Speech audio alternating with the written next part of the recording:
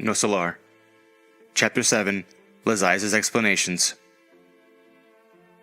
Clarencio's periodic visits and Lisias' daily attention continued. As I tried to get used to my new duties, sensations of ease relieved my heart. The pain and the impediments to my getting around steadily decreased. I noticed, however, that whenever I thought about my physical problems, then the anguish, the fear of the unknown, and the discomfort of maladjustment all returned. But in spite of everything, I felt a certain inner security. I enjoyed myself by contemplating the vast horizons while leaning out of my spacious windows. The aspects of nature impressed me most of all. Nearly everything seemed to be an improved copy of Earth.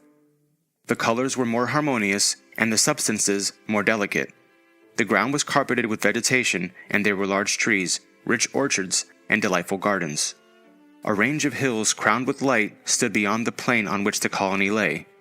All the areas seemed to be caringly tended. There were graceful buildings not too far away, placed at regular intervals and displaying various shapes.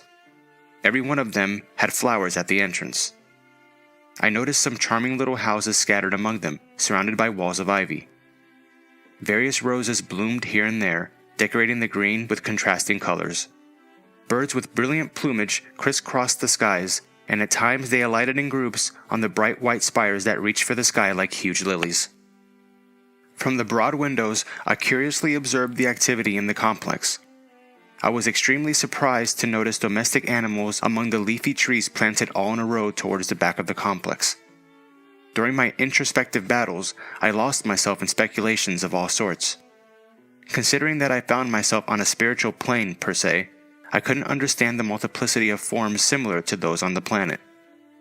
Lisias, my kind daily companion, was always ready to explain everything. The death of the body doesn't lead humans to some miraculous state of being, he said. Every evolutionary process implies gradation. There are many, many regions for discarnates, just as there are innumerable and surprising planes for incarnates. Souls and sentiments, forms and things obey the principles of natural evolution and a just hierarchy. However, I was worried because I had stayed there in the hospital for so many weeks without a single visit from anyone I had known during my lifetime.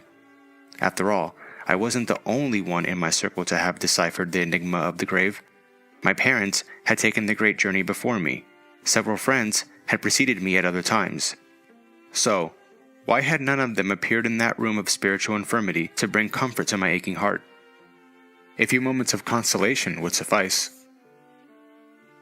One day, I could no longer contain myself, and I asked my attentive nurse, "My dear Lisias, is it possible here to meet those who preceded us in death of the physical body?" "Why not? Do you think you have been forgotten?" "Yes, I do. Why hasn't anyone come to see me?" On earth, I could always count on my mother's selflessness, but so far, I have heard nothing from her. My father also made the great voyage 3 years before me. "Well," explained Lisias, "your mother has been helping you night and day ever since the crisis that foreshadowed your arrival. She doubled her maternal interest in your welfare when you lay down to abandon your terrestrial shell. Perhaps you haven't realized that your stay in the lower spheres lasted for over 8 years. In all that time, she never lost hope. She often came to Nosso Lar to intercede on your behalf.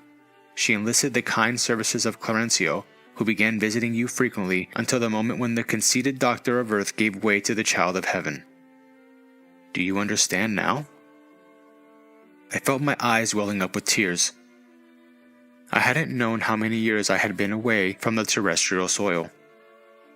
I wanted to find out more about the unperceived watch care, but couldn't. My vocal cords seemed numb, and I had a knot of tears dammed up in my heart.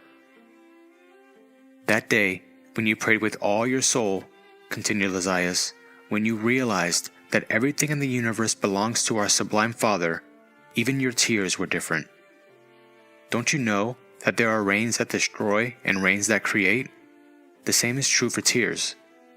Of course, the Lord doesn't wait for our prayers to love us, yet we must have a certain receptive attitude in order to understand His infinite goodness. A dirty mirror cannot reflect light. Thus, it is not the Father who needs our penance, it is we who need penance because of the inestimable service it renders us. Do you understand?" In answer to your caring mother's pleas, Clarencio had no trouble finding you. whereas it took you a long time to find him. I was told that when your mother heard that her son had been rescued from the dark vales with the help of prayer, she wept with joy. "And where is she?" I exclaimed. "If I could, I would like to see her, to embrace her, to fall on my knees at her feet." "She doesn't live in Nosso Lar," explained Lisias. "She lives in higher realms, where she works not only for you." Noting my disappointment, he kindly added, "Rest assured that she will come see you sooner than you might think. When one ardently desires something, one is already on the way to obtaining it. In this particular instance, you have the lesson of your own case. For years, you wandered around like a feather at random, harboring fear, sadness, and delusionment. But as soon as you firmly thought of the need to receive divine assistance, you expanded the range of your mental vibrations and obtained vision and help." My eyes cleared up, and encouraged by the explanations I had just received, I exclaimed resolutely, "Then I wish it with all my strength that she will come. She will come." Lisias smiled knowingly and offered a generous warning. He affirmed as he took his leave, "You must not forget that any worthwhile achievement requires 3 fundamental prerequisites. First, desire it. Second, know how to desire it. Third, deserve it. In other words, an active will, persevering work, and justifiable merit." My visitor reached the exit with a smile, while I silently meditated upon that complex plan that had been expressed in so few words.